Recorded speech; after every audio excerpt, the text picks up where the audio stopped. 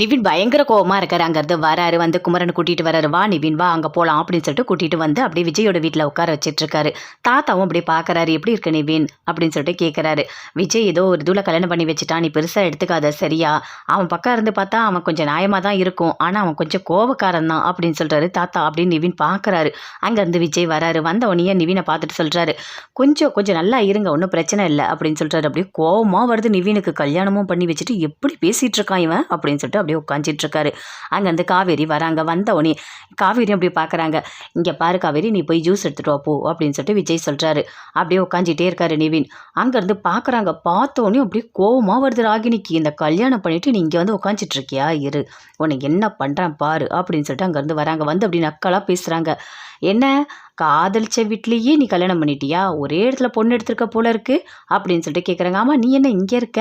ஓ, அவங்க வீட்டில் உட்கார கூட இடம் இல்லைல்ல, அதனால தான் உன்னை கொண்டு வந்து இங்கே உட்கார வச்சிருக்காங்களா?" அப்படின்னு சொல்லிட்டு அப்படியே ராகினி ரொம்ப திமுறாக பேசுகிறாங்க. அதை பார்த்தோன்னே இப்படி தாத்தாக்கு கோவமாக வருது.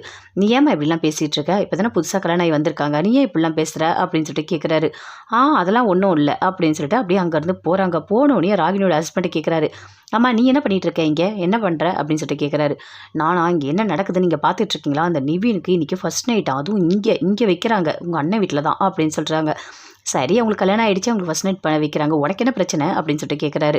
"எனக்கு கோவம் வராதா? நான் இருக்க வீட்டில் இங்கே இதெல்லாம் நடக்கணுமா?" அப்படின்னு சொல்லிட்டு கேட்குறாங்க. "உனக்கு தான் கல்யாணம் ஆகிடுச்சுல்ல, நான் தானே உன் புருஷன், நீ எதுக்கு இப்போ நிவினை பற்றி யோசிச்சுட்ருக்க?" அப்படின்னு சொல்லிட்டு அவங்க வீட்டுக்காரர் கேட்குறாரு. அப்படியே கோவம் வருது. "இங்கே பாரு, எனக்கு வர கோவத்துக்கு என்ன பண்ணுறதுன்னு எனக்கு தெரியல. நல்லா தெரிஞ்சுக்கோ, அவங்களுக்கு முதலிரவு இங்கே நடக்கவே கூடாது. அப்போ தான் நான் உன் கூட பேசுவேன்.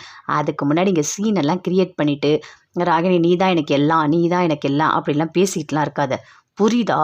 வந்து வாச்சாம்பாரு எனக்குன்னு" அப்படின்னு சொல்லிட்டு ராகினி பயங்கர கோவமாக போகிறாங்க. அப்படியே பார்க்குறாரு அஜய். இவதை கல்யாணம் பண்ணுறதுக்கு சும்மா இருந்திருக்கலாம் அப்படின்னு சொல்லிட்டு அப்படியே கோவப்படுறாரு. யமுனோட அம்மா அப்படி ஃபீல் பண்ணிகிட்டே இருக்காங்க. அங்கேருந்து காவேரி வந்து பேசுகிறாங்க. "அம்மா நீ அழாதம்மா, ஃபீல் பண்ணாதம்மா" அப்படின்னு சொல்லிட்டு. "ஏண்டி ஏண்டி இப்படிலாம் பண்ணிகிட்டு இருக்க? நீ மட்டும் முடிவு எடுக்கிற, நான் அம்மா தானே, எனக்கு முடிவு எடுக்க தெரியாதா? என்கிட்ட நீ பிரச்சனையெல்லாம் சொல்லியிருந்தா எது நல்லது எது கெட்டது நான் யோசித்து ஏதாவது பண்ணியிருப்பேன்ல. ஏண்டி எனக்கும் தெரியும்டி, எப்போ அடிக்கணும், எப்போ குழந்தைங்கள அரவணைக்கணும், எல்லாமே எனக்கும் தெரியும், புரியுதா?" அப்படின்னு சொல்லிட்டு அவங்க அம்மா சொல்கிறாங்க. "அம்மா சாரிம்மா, நான் பண்ண பிரச்சனையை நானே சரி பண்ணிடுறேம்மா" அப்படின்னு காவேரி சொல்கிறாங்க. "என்னடி சரி பண்ண போகிற?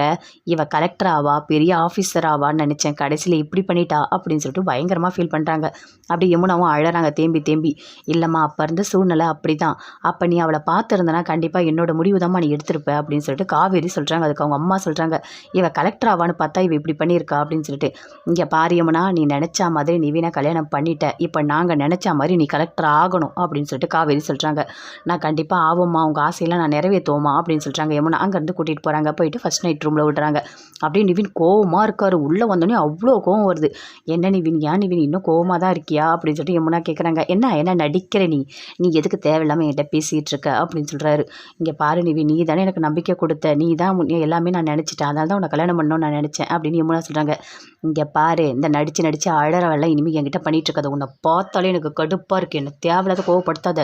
என்ன கல்யாணம் பண்ணிட்டீங்கன்னு சொல்லிட்டு ரொம்ப இதுவாக இருக்கீங்களா? ஆனால் இனிமே தான் உங்களுக்கு இருக்குது, என்கிட்ட நீ எவ்வளோ கஷ்டத்தை அனுபவிக்க போகிறேன்னு பாரு" அப்படின்னு சொல்லிட்டு நிவின் அப்படியே கோவமாக திட்டுறாரு. யமுனா அழறாங்க, பயங்கரமாக அழறாங்க. "போ, அப்படி போய் தள்ளி போய் அழுப்போ" அப்படின்னு சொல்லிட்டு நிவின் அப்படியே திட்டுறாரு.